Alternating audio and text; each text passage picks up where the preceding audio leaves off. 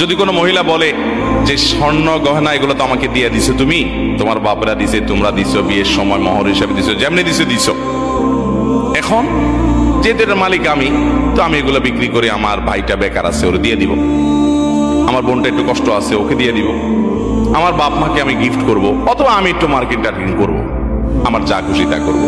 মহিলা যদি সব স্বর্ণগুলো নিয়ে স্বর্ণকারের দোকানে বিক্রি করে ফেলায়, কি বলেন, ওই সংসারে ভাত খাইতে পারবে? তাহলে সে মালিক কেমনে হইল বলেন তো? আচ্ছা, এবার আপনি বলবেন তাহলে ঠিক আছে হুজুর, তাহলে স্বামী মালিক, তাইলে আরেক বেজাল হবে।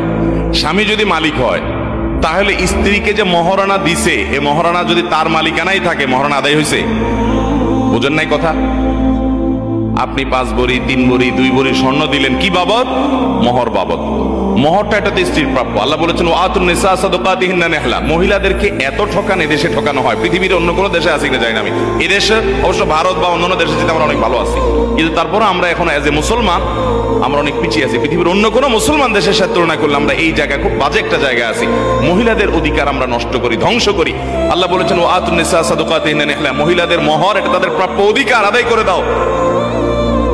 কয়জন মায়ের পুত বাপের পুত আছেন এখানে? হাত তুলে বলতে পারবেন বউয়ের মোহর সব আদায় করে দিছে? হাত তুলুন তো দেখি।